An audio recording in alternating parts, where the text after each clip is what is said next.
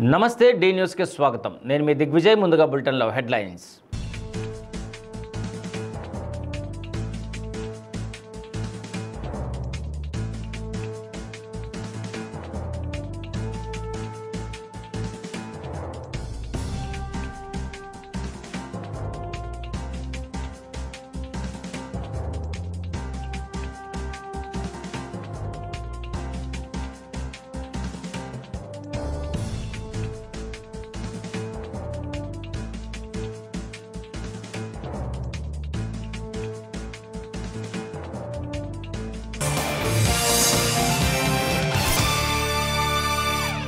ఇక వివరాల్లోకి వెళ్తే ఒంగోలులోని డోమా కార్యాలయంలో జలశక్తి కేంద్రాన్ని రాష్ట్ర సాంఘిక సంక్షేమ శాఖ మంత్రి డోలా శ్రీ బాలవీరాంజనేయ స్వామి జిల్లా కలెక్టర్ తమీం అన్సారియాతో కలిసి ప్రారంభించారు। డోమా ఇరిగేషన్ ఆర్డబ్ల్యూఎస్ గ్రౌండ్ వాటర్ సంయుక్తంగా జలశక్తి కేంద్రం నిర్వహణ చూడనున్నాయి। ఈ సందర్భంగా కార్యాలయ ఆవరణలో ఏర్పాటు చేసిన ఇంకుడు గుంతను మంత్రి ప్రారంభించారు। జలశక్తి కేంద్రం పనితీరు గురించి డ్వామా ప్రాజెక్టు డైరెక్టర్ జోసెఫ్ మంత్రి స్వామి జిల్లా కలెక్టర్కు వివరించారు। నూతనంగా ఏర్పాటు చేసిన ఈ కేంద్రంలో మంత్రి ప్రతి విభాగాన్ని పరిశీలించి దాని ద్వారా చేపట్టే కార్యకలాపాల గురించి అక్కడి సిబ్బందిని అడిగి తెలుసుకున్నారు। అనంతరం మంత్రి స్వామి మీడియాతో మాట్లాడుతూ కరువు పీడిత ప్రాంతమైన ప్రకాశం జిల్లాలో జలశక్తి కేంద్రాన్ని ఏర్పాటు చేసినట్లు చెప్పారు। జిల్లాలో భూగర్భ జలాలు పెంపొందించేందుకు తమ ప్రభుత్వం కృషి చేస్తుందన్నారు। సమస్త జీవకోటికి నీరు ప్రాణాధారమని తెలిపారు। భావితరాలకు నీరు అందించవలసిన బాధ్యత మనందరిపై ఉందన్నారు। డ్వామా అధికారులు నీటి నిల్వలపై ప్రజలకు అవగాహన కలిగించాలని స్వామి సూచించారు। అదే సమయంలో బాధ్యతలు గుర్తెరిగి పనిచేయాలని మంత్రి సున్నితంగా హెచ్చరించారు। జిల్లా కలెక్టర్ తమీం అన్సారియా మాట్లాడుతూ రానున్న 3-4 నెలల్లో జిల్లాలో నీటి సమస్య తలెత్తకుండా ఉండేలా చర్యలు తీసుకుంటున్నట్లు తెలిపారు। ఒంగోలులో నూతనంగా ఏర్పాటు చేసిన జలశక్తి కేంద్రం 4 శాఖల సమన్వయంతో పనిచేస్తుందని తెలియజేశారు।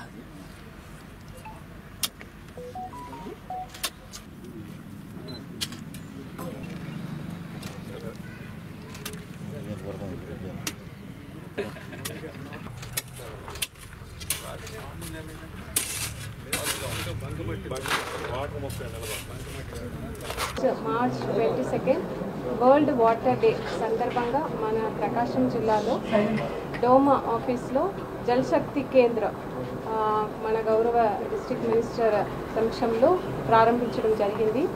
దీంట్లో వాటర్ సంబంధించి వాటర్ కన్సర్వేషన్ సంబంధించి డిఫరెంట్ మోడల్స్ ప్రజల కోసం ఇక్కడ పెట్టడం జరిగింది। అదేవిధంగా వాటర్ సంబంధించి ఏ సమస్యలు అయినా ఇక్కడ ఈ కేంద్రంలో ఇరిగేషన్ డిపార్ట్మెంట్, డోమా డిపార్ట్మెంట్, అదేవిధంగా ఆర్డబ్ల్యూఎస్, గ్రౌండ్ వాటర్ ఈ 4 డిపార్ట్మెంట్ సంబంధించిన సిబ్బంది ఇక్కడ ఉంది। ప్రజలకు వాటర్ రిలేటెడ్ ఏ ప్రాబ్లమ్స్ అయినా ఇక్కడ కాల్ చేసి అడగవచ్చు। అదేవిధంగా వాటర్ కన్సర్వేషన్స్ రిలేటెడ్ ఏ క్వెరీస్ అయినా కూడా ఇక్కడ డైరెక్ట్గా ఆర్ ఫోన్ ద్వారా కూడా వారు క్లారిటీ తీసుకోవచ్చు। దానికోసం ప్రత్యేకంగా ఇది పెట్టడం జరిగింది। ఈరోజు ప్రపంచ జల దినోత్సవం సందర్భంగా మన జిల్లాలో జలశక్తి కేంద్రాన్ని ప్రారంభించేందుకు ముందుగా గౌరవ కలెక్టర్ గారిని, అదేవిధంగా డోమా పీడీని, ఇందులో ఇన్వాల్వ్ అయినటువంటి irrigation, ground water department, RWS department కూడా నేను మనస్ఫూర్తిగా అభినందిస్తా ఉన్నాను। మన జిల్లాలో పూర్తిగా క్షామపీడిత ప్రాంతం। ఈ ప్రాంతంలో నీటి సంరక్షణ అనేది చాలా అవసరం, ముఖ్యం కూడా। భావితరాలకి నీటిని ఇవ్వాల్సిన బాధ్యత మనందరి మీద ఉంది। ఈరోజు అత్యంత శక్తిమైనటువంటి సంపద ఏదన్నా ఉందంటే నీరే। ఇది చాలా విలువైనటువంటి సంపద ప్రజలకి। ఈరోజు ఎన్ని బిల్డింగ్లు కట్టుకొని ఎన్ని ఆస్తులు సంపాదించుకొని నీరు అనేది జీవనాధారం అనే విషయం కూడా మనం మర్చిపోతా ఉన్నాం। పంచభూతాల్లో ఒకటైనటువంటి నీటిని ఈరోజు మనం నిల్వ చేసుకునేటువంటి పరిస్థితికి రావడం కూడా కారణం కూడా ప్రజలనే విషయం. ఎందుకంటే పర్యావరణ సమతుల్యాన్ని దెబ్బతీయించడం, పచ్చదనాన్ని నిర్మూలించడం, ఇటువంటి చర్యలు తీసుకోవడం వల్ల ఈరోజు నీటిని ఇంత దారుణంగా భూగర్భ జలాలు అడుగంటిపోయిన పరిస్థితి కూడా. ఎంతో ఘన చరిత్ర కలిగిన CVN reading room and club అభివృద్ధికి సంపూర్ణ సహకారం అందిస్తానని ఒంగోలు శాసనసభ్యులు దామచర్ల జనార్దన్ రావు తెలిపారు. సివిఎన్ క్లబ్ పాలకవర్గ ప్రమాణ స్వీకారంలో ఎమ్మెల్యే ముఖ్య అతిథిగా పాల్గొని ప్రసంగించారు. క్లబ్ను స్థాపించిన రోజే నూతన పాలకవర్గం ప్రమాణం స్వీకారం చేయడం శుభ పరిణామం అన్నారు. మీపై నమ్మకంతో సభ్యులు మిమ్మల్ని గెలిపించారని, వారి నమ్మకాన్ని నిలబెట్టే విధంగా ముందుకు సాగాలని సూచించారు. పాలకవర్గం సమిష్టి నిర్ణయాలు తీసుకొని ముందుకు వెళ్తే మంచి ఫలితాలు వస్తాయన్నారు. సివిఎన్ రీడింగ్ రూమ్ నుండి కోర్టు వరకు రోడ్డు విస్తరణ పనులు జరుగుతున్నాయని తెలియజేశారు. రోడ్డు విస్తరణ తర్వాత సివిఎన్ క్లబ్కు అవసరమైన సహాయ సహకారాలు అందిస్తానని ఎమ్మెల్యే దామచర్ల జనార్దన్ రావు హామీ ఇచ్చారు. ఈ కార్యక్రమంలో ఒంగోలు నగరపాలక సంస్థ కమిషనర్ వెంకటేశ్వరరావుతో పలువురు పాల్గొన్నారు. కార్యక్రమంలో భాగంగా సివిఎన్ రీడింగ్ రూమ్ అధ్యక్షునిగా ఈదుపల్లి గురునాథం, కార్యదర్శిగా రాధాకృష్ణ, ఉపాధ్యక్షునిగా నితిన్ రాజ్ రెడ్డి, కోశాధికారిగా ప్రతాప్తో పాటు కార్యవర్గ సభ్యులచే ఎన్నికల అధికారి సుబ్బారావు ప్రమాణ స్వీకారం చేయించారు. ఈ సందర్భంగా ప్రదర్శించిన సాంస్కృతిక కార్యక్రమాలు అందరినీ విశేషంగా అలరించాయి. పాలకవర్గ కమిటీ ఎన్నికలలో కార్యవర్గ సభ్యునిగా ప్రమాణం చేస్తున్నాను. Thank you. నెక్స్ట్ జల్లిపల్లి పూలు వెనక పూలు పుష్పాంజలి ఘటిస్తున్నారు సార్. ప్రకాశం పంతు మనకి అందించినటువంటి సందర్భం ఉంది. ఇప్పటికి కూడా బిలియర్డ్స్ బోర్డు మనకి సివిఎన్ రీడింగ్ రూమ్ జ్యోతి ప్రజ్వలన చేయవలసిందిగా కోరుకుంటూ గారు జ్యోతి ప్రజ్వలన చేస్తూ ఉన్నారు.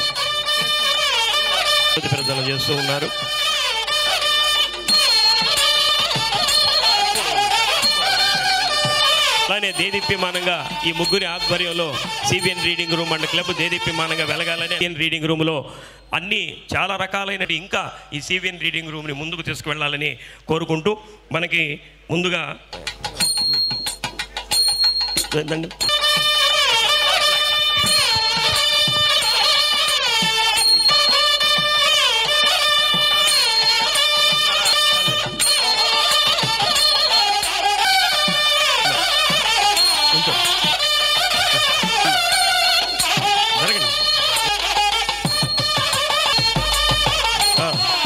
అలానే సుబ్బారావు గారికి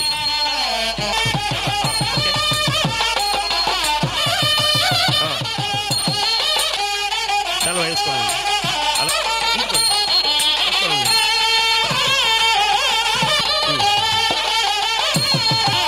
అందరూ వేసుకొని ఉండండి. అందరు గ్రూప్ ఫోటో ఉంటుంది, వేసుకొని ఉండండి. కార్యవర్గ సభ్యులు ఉన్నవ శేష్ బాబు గారికి, బాలకృష్ణ గారికి వెళ్ళాలి పక్కన బాలకృష్ణ,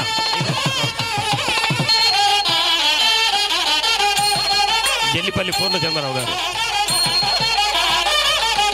రండి, కిరణ్ బాబు గారికి,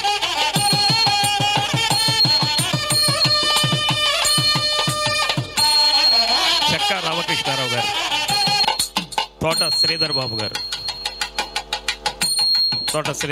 అందరూ వరుసగా నిలబడండి అయ్యా.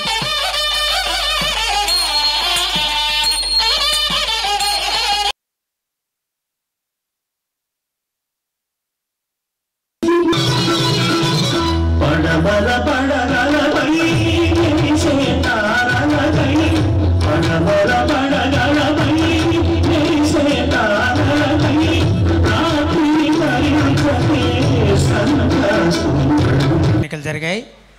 అందులో గెలుపొందిన వారికి ఇప్పుడు ప్రమాణ స్వీకారం చేయిస్తున్నాం. సహజంగా 11 మంది కలిపి ఒక వాక్యంతోనే ప్రమాణ స్వీకారం చేయొచ్చు.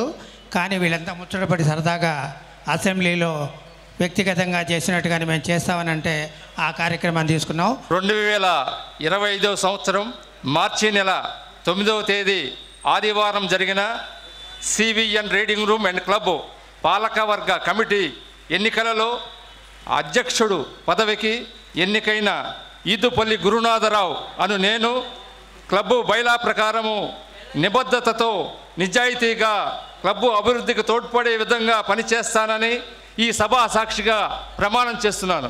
2025 సంవత్సరం మార్చి నెల 9వ తేదీ ఆదివారం జరిగిన CVN reading room and club పాలకవర్గ కమిటీ ఎన్నికలలో ఉపాధ్యక్షుని పదవికి ఎన్నికైన ఆర్ నితిన్ రాజ్ రెడ్డి అను నేను క్లబ్ బైలా ప్రకారం నిబద్ధతతో నిజాయితీగా క్లబ్ అభివృద్ధికి తోడ్పడే విధంగా పనిచేస్తానని ఈ సభా సాక్షిగా ప్రమాణం చేస్తున్నాను.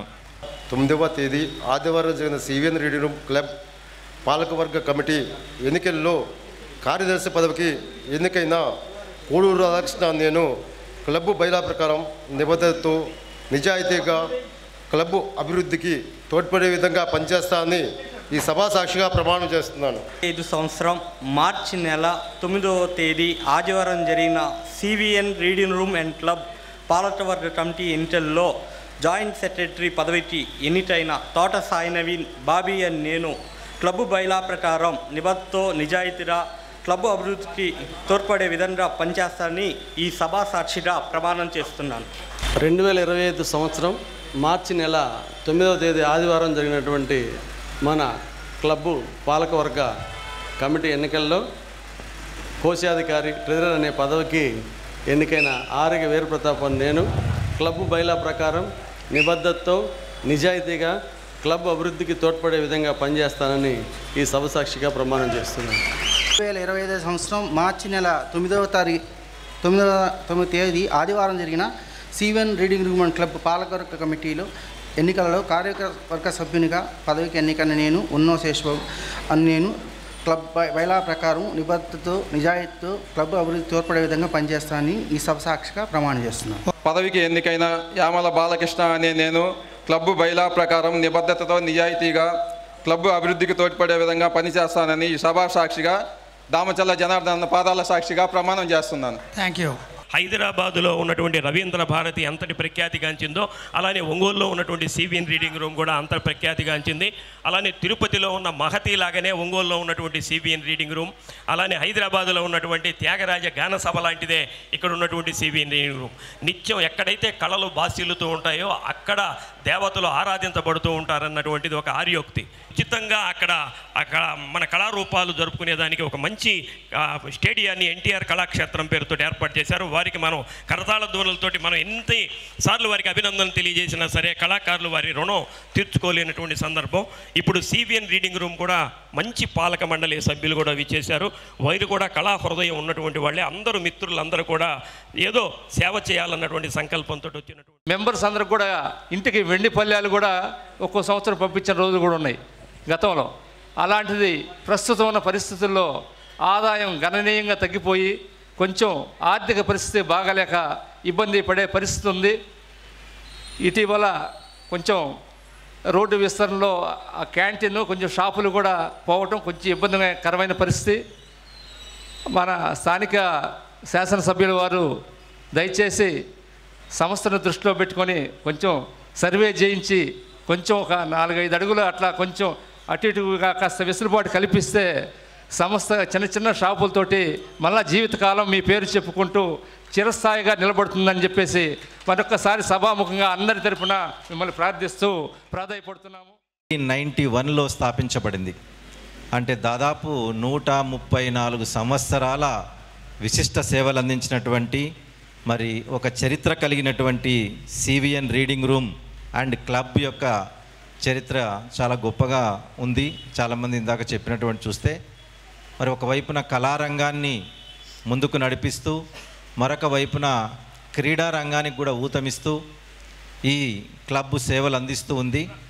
అలాగే మన నగరం కూడా మరి ఈరోజు మనకు సమర్థవంతమైనటువంటి ఒక విజన్ ఉన్నటువంటి ఎమ్మెల్యే గారి నాయకత్వంలో మన ఒంగోలు నగరం మరి అత్యంత శరవేగంగా ప్రజల అవసరాలను తీర్చుకుంటూ ముందుకెళ్తున్నటువంటి నేపథ్యంలో మరి సివిఎన్ రీడింగ్ రూమ్ సభ్యులు కూడా మరి చాలామంది చెప్పారు వారి యొక్క విధులు నిర్వర్తించుకుంటూ కళారంగాన్ని క్రీడా రంగాన్ని పరిరక్షించుకుంటూ మరింత సమర్థవంతంగా దీన్ని కలకాలం ఇలాగే ముందుకు తీసుకెళ్లాలని పాలకవర్గ సభ్యులందరికీ కూడా వారందరికీ కూడా మరొకసారి శుభాకాంక్షలు తెలియజేస్తూ నాకు అవకాశం ఇచ్చినందుకు ప్రతి ఒక్కరికి ధన్యవాదాలు. కూడా ఒక డెసిషన్ తీసుకునేటప్పుడు ఒక క్లబ్ ముందుకు పోవాలి అంటే ఒక యూనిటీ ఇంపార్టెంట్.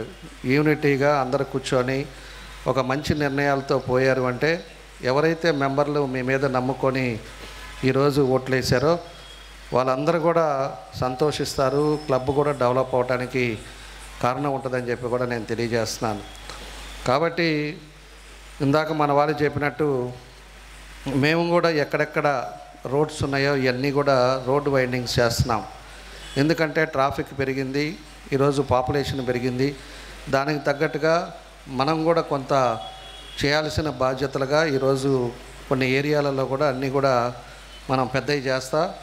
ఈరోజు ఇక్కడ సివిఎన్ రీడింగ్ రూమ్ కూడా ఇక్కడి నుంచి దగ్గర దగ్గర 20 అడుగులు తీసుకోవటం జరుగుతూ ఉంది. ఏదైతే సివిఎన్ రీడింగ్ కానీ, ఆ తర్వాత గ్రంథాలయం కానీ, ఆ తర్వాత మదర్ అండ్ చైల్డ్ కానీ, ఆ తర్వాత ఉండే కోర్టు కూడా మొత్తం కూడా తీసే కార్యక్రమాలు కూడా జరుగుతూ ఉన్నాయి.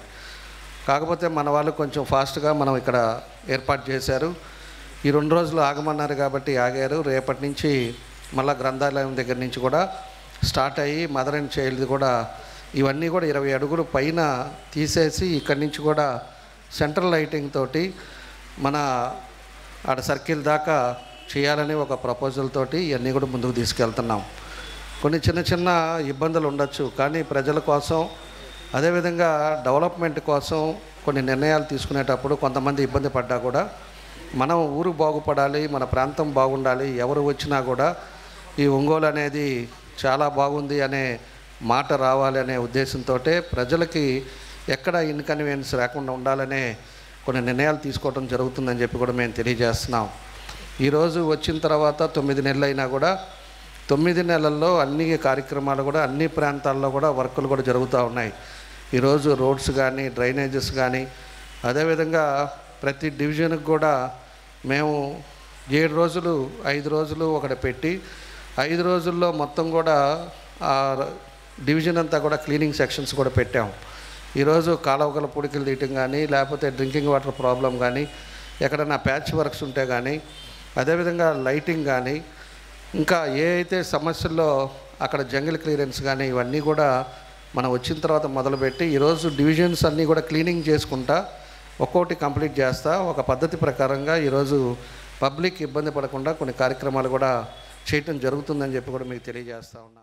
ఆంధ్రప్రదేశ్ పర్యాటక శాఖ ద్వారా తిరుమల శ్రీవారిని దర్శించుకునే అవకాశాన్ని రాష్ట్ర ప్రభుత్వం కల్పించింది. ప్రత్యేక ప్యాకేజీ ద్వారా తిరుమల వెళ్లే అవకాశాన్ని ముఖ్యమంత్రి చంద్రబాబు నాయుడు కల్పించడం పట్ల AP tourism corporation chairman Nookasani Balaji కృతజ్ఞతలు తెలిపారు. రాష్ట్ర ప్రభుత్వం కల్పించిన ఈ అవకాశాన్ని రాష్ట్రంలోని శ్రీవారి భక్తులు సద్వినియోగం చేసుకోవాలని నూకసాని బాలాజీ కోరారు. టూరిజం కార్పొరేషన్కు గతంలో 1000 టికెట్లు ప్రతిరోజు 1000 టికెట్లు తిరుమల తిరుపతి దేవస్థానం ఇస్తుండేవారు. ఆ టికెట్లని అది దర్శనంకు శీఘ్ర దర్శనం అంటారు, ఒక 300 రూపాయల టికెట్.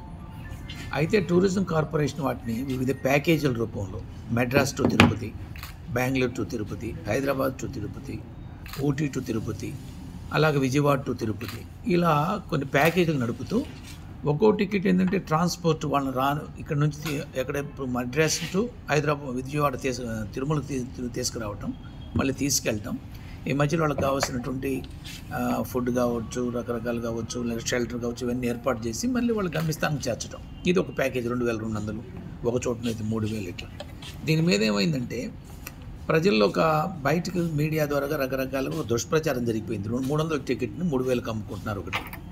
రెండవది, గత ప్రభుత్వంలో కొన్ని లోపాలు అయితే జరిగినాయి. ఈ టికెట్స్ ఏం చేస్తారంటే బుక్ చేసుకున్న ఆన్లైన్లో బుక్ చేసుకున్న వాళ్ళు ఆ బస్సులో 3000 రూపాయలు అవుతుంది అనుకోండి, ఆ బస్సులో రాకుండా టికెట్ వస్తే చాలు అనుకునే ఉద్దేశంతో టూరిజం ద్వారా వచ్చిన ఆప్షన్ అందుకొని వాళ్ళు they are coming by their own vehicles.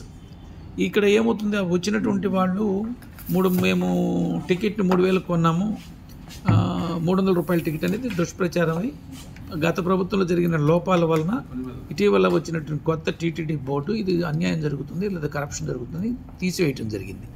గౌరవ ముఖ్యమంత్రి చంద్రబాబు నాయుడు గారి దృష్టికి నేను కార్పొరేషన్ చైర్మన్గా తీసుకెళ్లి వాస్తవ పరిస్థితులు వివరించి, ఎందుకంటే గత 5-6 నెలల నుంచి గతంలో గత ప్రభుత్వంలో జరిగినటువంటి ఏదైతే అవినీతి ఉందో లేకుండా ప్రతి నెల కార్పొరేషన్కి ప్యాకేజీల ద్వారా 1 కోటి రూపాయలు ఆదాయం వచ్చే పరిస్థితి. అదే 1 కోటి రూపాయలు తిరుమల తిరుపతి దేవస్థానం కూడా ఈ ప్యాకేజీలు ఇవ్వడం కూడా జరిగింది. సో ఇది పర్యాటక శాఖని ప్రమోట్ చేయడానికి భక్తులకి దేశంలోని వివిధ ప్రాంతాల నుంచి వారికి ఒక దర్శన భాగ్యం కల్పించి వారిని తీసుకొచ్చి మళ్ళీ ఇంటి దగ్గర దించేటువంటి ఒక కార్యక్రమం దీని ద్వారా వెంకటేశ్వర స్వామిని సజావుగా దర్శించుకోవడానికి ఒక వృద్ధులు ఉంటారు, రకరకాల ప్రాంతాల నుంచి వచ్చే వాళ్ళందరికీ ఒక సౌలభ్యం క్రియేట్ చేయటం ఇది ఇక్కడ. ఇది లాభాపేక్ష కాదు, కానీ ఈ క్రమంలో జరిగే అవినీతి వలన కొంత లోపం జరిగింది. దాన్ని లేకుండా చేయటానికి ప్రయత్నం చేస్తామని గౌరవ ముఖ్యమంత్రి గారి దృష్టికి తీసుకెళ్ళటం, వారు సమ్మతించి మరలా కూడా 1000 టికెట్లు ఇస్తామని వారు హామీ ఇవ్వటం జరిగింది. త్వరలోనే ఆన్లైన్ ద్వారా ఇది వ్యక్తులు కానీ ఎవరితో క్రియేట్ చేయడం కూడా ఉందో ఆన్లైన్ ద్వారా టికెట్స్ బుక్ చేసుకోవటం, తద్వారా ఈ ప్యాకేజీల రూపంలో మళ్ళీ తిరుమల తిరుపతి దేవస్థానానికి తీసుకెళ్ళి వారికి దర్శనం కల్పించడం జరుగుతుంది. అందుకు ముఖ్యమంత్రి గారు టూరిజం కార్పొరేషన్ చైర్మన్గా నా విజ్ఞప్తిని మన్నించి వారు ఈ కార్యక్రమం మళ్ళీ తిరిగి భక్తులకు అవకాశం కల్పించినందుకు టూరిజం కార్పొరేషన్ తరఫున వారికి ధన్యవాదాలు తెలియజేస్తున్నాను. ఇది ఒక్కటే వివిధ ప్రాంతాల్లో ఉండే భక్తులకి శ్రీ వెంకటేశ్వర స్వామి దర్శనం కల్పించేటువంటి అవకాశాన్ని, తద్వారా టూరిజం శాఖ ప్రమోట్ కావడానికి ఒక కార్యక్రమంగా భావిస్తున్నాం. అందుకు సహకరించినటువంటి ముఖ్యమంత్రి గారు ఈ ప్రభుత్వం శాంతి భద్రతల్లోనే కాదు అభాగ్యులకు సేవలు అందించడంలో తమకు తామే సాటి అని నిరూపించుకుంటున్నారు ప్రకాశం పోలీసులు. ఒంగోలులోని జిల్లా పోలీస్ కార్యాలయం గేట్ వద్ద head constable Akbar Saheb, constable Yoginarayana, మహిళా కానిస్టేబుల్ ఝాన్సీ విధులు నిర్వర్తిస్తున్నారు. ఎదురుగా ఉన్న ఫ్లైఓవర్ బ్రిడ్జి కింద ఒక వృద్ధుడు దీనస్థితిలో ఉండటాన్ని వారు గమనించారు. ఆ ముగ్గురు తమ విధులు ముగించుకొని ఆ వృద్ధుని వద్దకు వెళ్ళి వివరాలు తెలుసుకునేందుకు ప్రయత్నించారు. ముందుగా అల్పాహారం పెట్టారు. మహిళా కానిస్టేబుల్ ఝాన్సీ ఆ వృద్ధుడికి శుభ్రంగా స్నానం చేయించి నూతన వస్త్రాలు తొడిగారు. ఆ వృద్ధుడి వివరాలు తెలుసుకునే ప్రయత్నం చేశారు. తన పేరు వెంకటేశ్వరరెడ్డి అని, పమిడిపాడు గ్రామంలో ఉంటున్నట్లు మాత్రమే చెప్పాడు. అంతకుమించి మిగిలిన వివరాలు చెప్పలేకపోతున్నాడు. అయితే అక్కడ ఉండే కొంతమంది మాట్లాడుతూ వారం రోజుల క్రితం ఆ వృద్ధుని బంధువులు బైక్పై తీసుకువచ్చి ఇక్కడ వదిలేసి వెళ్లారని తెలిపారు. పోలీసులు ముందుకు వచ్చి వృద్ధునికి సపర్యలు చేయడం పట్ల స్థానికులు హర్షాన్ని వ్యక్తం చేస్తూ శభాష్ పోలీస్ అంటూ అభినందిస్తున్నారు.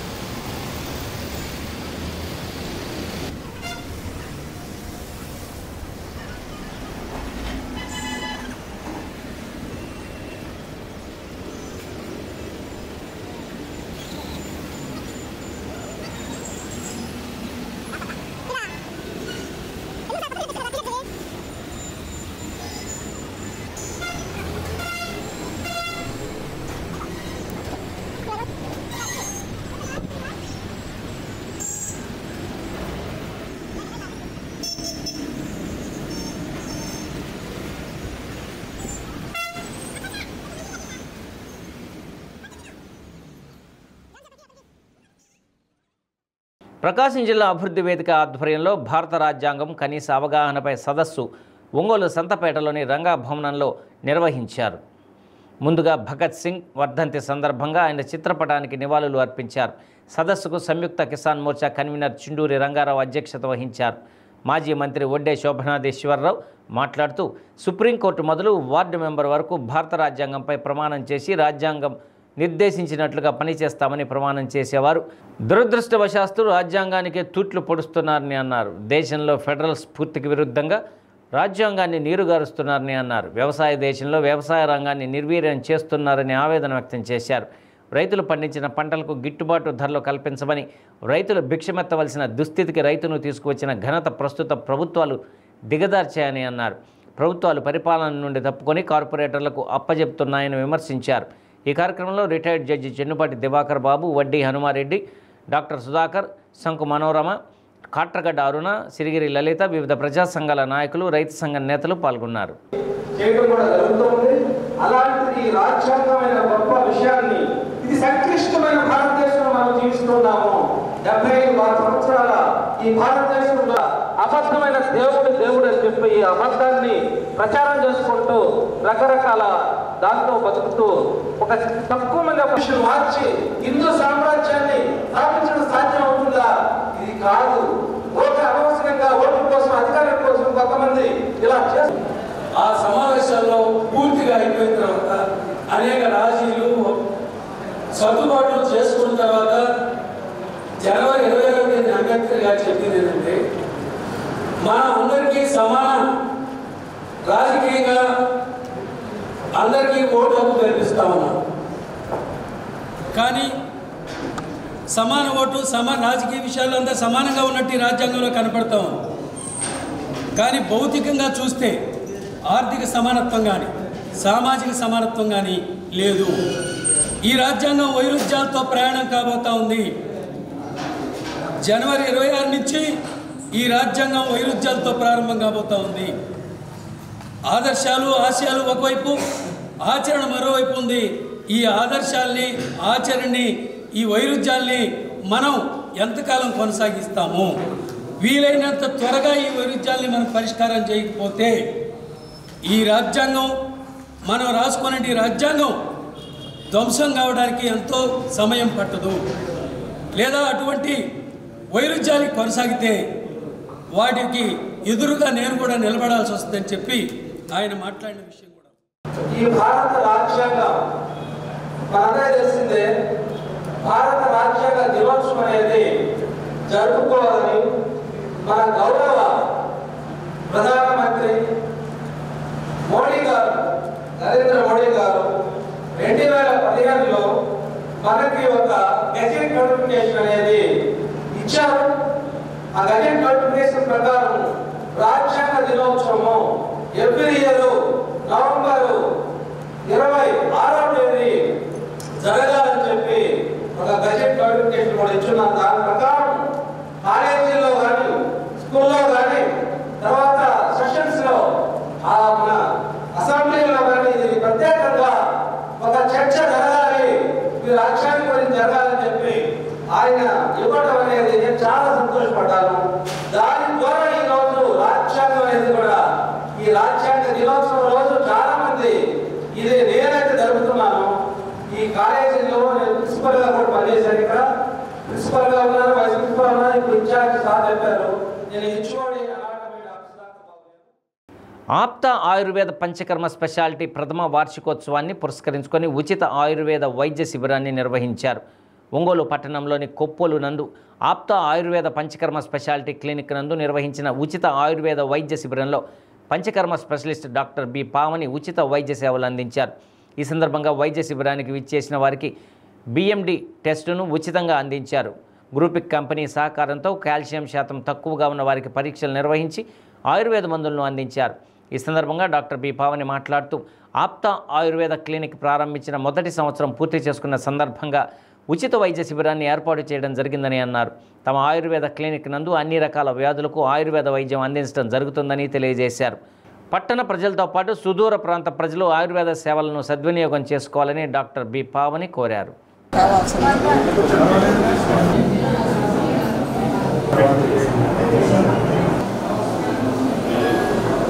పంచకర్మ చేసుకుంటే తగ్గుతాయి.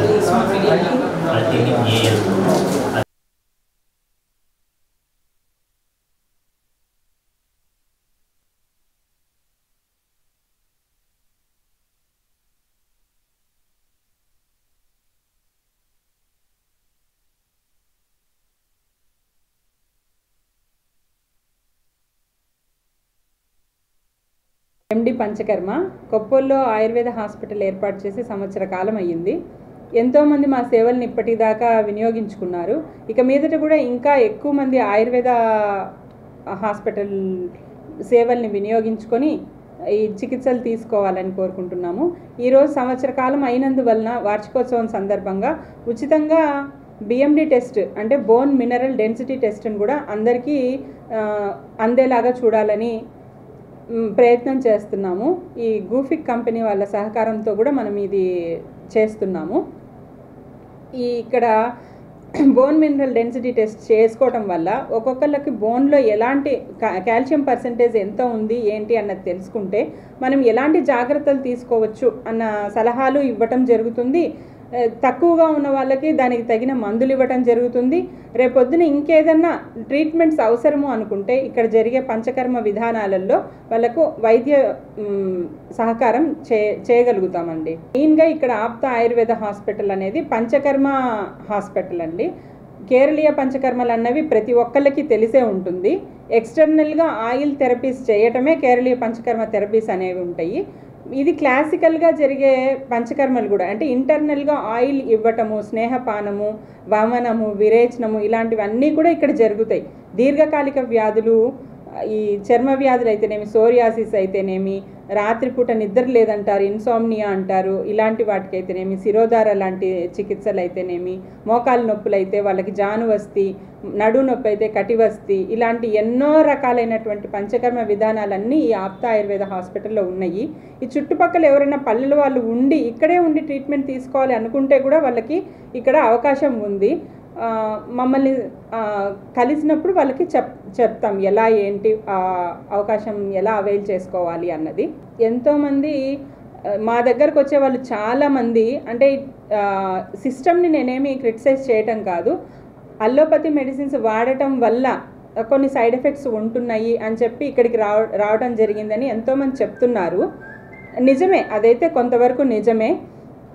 అంత సైడ్ ఎఫెక్ట్స్ని మనం తగ్గించడానికే మెయిన్గా ఆయుర్వేదం అన్నది. ఇది ప్రకృతి నుండి వచ్చిన వైద్య విధానం. ప్రకృతి నుండి వచ్చిన మందులతోటే మనం ట్రీట్మెంట్ చేస్తాం కాబట్టి మన శరీరానికి అవి పూర్తిగా వినియోగింపబడతాయి అన్నమాట. అందుకని ఈ సైడ్ ఎఫెక్ట్స్ లేని ఈ వైద్య విధానాన్ని అందరూ ఉపయోగించుకోవాలని చెప్పి నేను కోరుకుంటున్నాను. అద్దంకి మండలంలోని వివిధ గ్రామాల్లో దివ్యాంగులు వారి వారి సహాయ పరికరాల కొరకు గ్రామ సచివాలయాల్లో ఉండే వెల్ఫేర్ అసిస్టెంట్లను సంప్రదించాలని అద్దంకి ఎంపీడీఓ సింగయ్య కోరారు. ఈ సందర్భంగా ఆయన మాట్లాడుతూ ఇప్పటికే అద్దంకి మండలంలోని అన్ని గ్రామాల్లో ఉండే వెల్ఫేర్లతో సచివాలయ సిబ్బందికి తగిన సూచనలు చేస్తామని చెప్పారు. ఇప్పటికే దివ్యాంగుల సహాయ పరికరాల సర్వే చేయమని సచివాలయ సిబ్బందికి కలెక్టర్ ఆదేశాలు జారీ చేశారని చెప్పారు. ఒకవేళ ఆ సర్వే మిస్ అయితే వెంటనే సచివాలయం సిబ్బందిని సంప్రదించాలని వారు కోరారు. అలాగే వారిని సంప్రదించినప్పుడు కావాల్సిన సహాయ పరికరాలు, కృత్రిమ పరికరాల గురించి వారికి చెప్పాలన్నారు. ప్రభుత్వ ఖర్చులతో వీటిని అందించడం జరుగుతుందని చెప్పారు. దివ్యాంగులకు ఎలాంటి ఖర్చులు లేకుండా ప్రభుత్వమే ఆ ఖర్చులను భరిస్తుందని చెప్పారు. ఈ అవకాశాన్ని దివ్యాంగులు వినియోగించుకోవాలని వారు కోరారు. గౌరవ జిల్లా కలెక్టర్ గారి ఆదేశాల ప్రకారం అద్దంకి మండలంలో ఉన్నటువంటి వికలాంగులందరూ కూడా వారికి కావలసిన సహాయ పరికరాల కోసం సంబంధిత సచివాలయంలోని వెల్ఫేర్ అసిస్టెంట్ సంప్రదించాల్సిందిగా కోరుతున్నాం. ఇప్పటికే సచివాలయ సిబ్బందికి వెల్ఫేర్ అసిస్టెంట్లకి తగిన సూచనలు ఇవ్వడం జరిగింది. ఈ దివ్యాంగులకు సంబంధించి కావాల్సిన సహాయ పరికరాల సర్వే చేయమని వాళ్ళు కూడా మిమ్మల్ని సంప్రదిస్తారు. ఒకవేళ మిస్ అయినా కూడా మీరు సంబంధిత సచివాలయంలో సంప్రదించి మీకు కావాల్సినటువంటి సహాయ పరికరాలు లేక కృత్రిమ అవయవాల గురించి తెలియజేయాల్సిందిగా కోరుతున్నాను. ముఖ్యంగా కృత్రిమ కాలు, కృత్రిమ చెయ్యి, బ్యాటరీతో నడితే వీల్ చైరు, ఇంకా రకరకాల పరికరాల కోసం కూడా ఈ సర్వే చేయడం జరుగుతుంది. ఈ అవసరమైన పరికరాలని ప్రభుత్వం ఖర్చులతోటి వాళ్ళని తీసుకెళ్ళి నెల్లూరు లేదా ఇతర ప్రాంతాల్లో వీటికి అవసరమైన మెటీరియల్ తీసుకొని ఉచితంగా అందజేయడం జరుగుతుంది. దివ్యాంగులకి ఎటువంటి వ్యయ ప్రయాసాలు లేకుండా అన్ని ఏర్పాట్లు చేయడం జరుగుతుంది. కాబట్టి అందరు దివ్యాంగులు కూడా వారికి అవసరమైనటువంటి సహాయ పరికరాలు, ఇవి కృత్రిమ కాళ్ళు, చేతులు లాంటి వాటి కోసం సంబంధిత గ్రామ సచివాలయాన్ని సంప్రదించి తగిన సమాచారాన్ని ఇవ్వాల్సిందిగా కోరుతున్నాను. ఇవి బులెటిన్లోని విశేషాలు. తిరిగి మరో బులెటిన్లో కలుసుకుందాం. అప్పటి వరకు keep watching D news Ongole.